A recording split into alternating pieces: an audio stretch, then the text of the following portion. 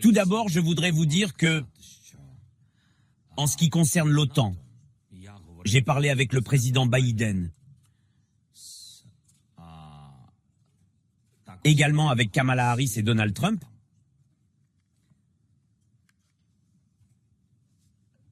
Il est très important pour nous de nous renforcer et la première étape est l'invitation. Mais cela signifie que nous serons membres de l'OTAN à l'avenir, comprenant que cela peut se produire après la guerre. Nous ne savons pas quand la guerre prendra fin, mais j'insiste sur le fait que plus nous serons forts, plus vite il y aura une solution diplomatique pour parvenir à une paix juste. L'OTAN. C'est un sujet sensible pour les États-Unis. Pendant tout ce temps, ils pensaient que l'OTAN entraînait l'alliance dans la guerre. Même une invitation à l'OTAN pour l'Ukraine est comme une ligne rouge. Et à mon avis, légalement, non.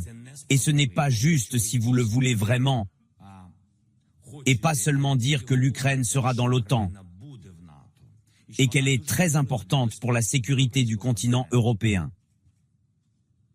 Alors, cela doit correspondre aux actions. Les mots doivent toujours accompagner l'action. Je pense donc que l'invitation n'est pas une ligne rouge. Et avec qui? Avec le tueur? Des lignes rouges? L'invitation est donc une mesure préventive.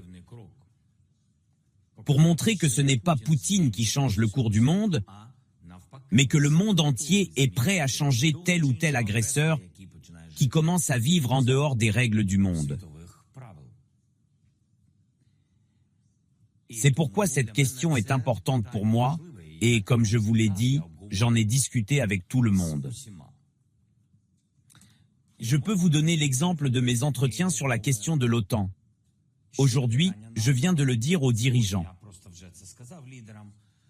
Je pense que c'est un exemple clair. J'ai parlé avec Trump de l'OTAN, parce qu'il y avait différents signaux dans les médias concernant l'attitude à l'égard de l'OTAN, notamment concernant l'Ukraine au sein de l'OTAN. J'ai donné l'exemple du mémorandum de Budapest. Je pense qu'il s'agit d'un exemple clair. L'Ukraine avait le mémorandum de Budapest. Il y avait des puissances nucléaires, les plus grandes puissances du monde qui ont de l'influence, qui possèdent des armes nucléaires. Parmi ces pays se trouvaient certainement les États-Unis, la Chine, la Russie, la France. Sans aucun doute les grands acteurs dotés d'un potentiel nucléaire. Pourquoi avec eux? La condition était que l'Ukraine renonce à ses armes nucléaires. À l'époque, l'Ukraine a renoncé à un très grand nombre d'armes nucléaires. Et pour cela, ce document, et donc les partenaires qui sont là, garantissent l'intégrité territoriale et la souveraineté d'une Ukraine indépendante à l'intérieur des frontières internationalement reconnues de 1991. Oui, c'est ce qui figurait dans le document. Si la Russie a violé ce document, bien qu'elle soit et était, excusez-moi, le garant de ce mémorandum. Alors, comment croire en ce document et comment croire en tous les partenaires qui ont garanti la préservation de notre intégrité territoriale et de notre souveraineté? La réponse est très simple. Est-ce qu'il fonctionne? Non, ce document ne fonctionne pas. Les accords conclus par d'autres grands partenaires avec la Russie fonctionnent-ils? Non, ils ne fonctionnent pas. Je ne parle pas seulement des accords entre l'Ukraine et la Russie, mais aussi entre l'Ukraine et tous ses partenaires d'une manière générale. Tous ces accords n'ont pas fonctionné. Qui parmi ces grandes nations, tous ces États nucléaires?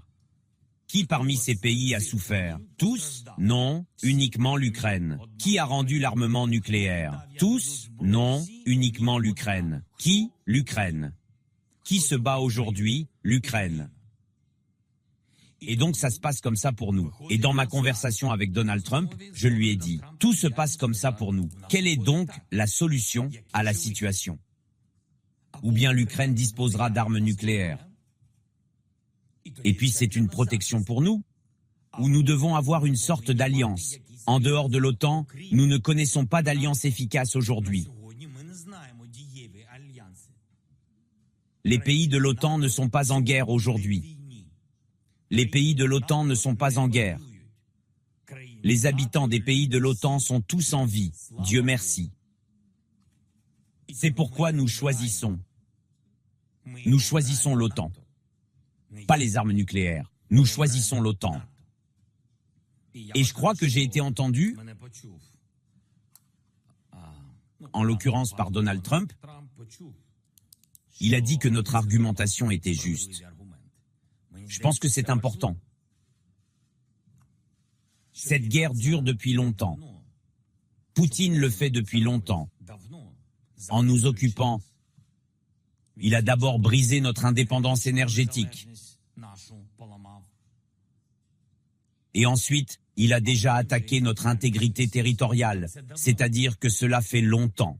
Toutes les institutions de l'État ukrainien ont été influencées par la Russie. Prenons les détails de nos services de renseignement, notre service de sécurité, tous les organismes chargés de l'application de la loi en Ukraine avaient des représentants de la Fédération de Russie. C'est la perte de souveraineté. Et puis les territoires, grâce à l'invasion à grande échelle. Merci.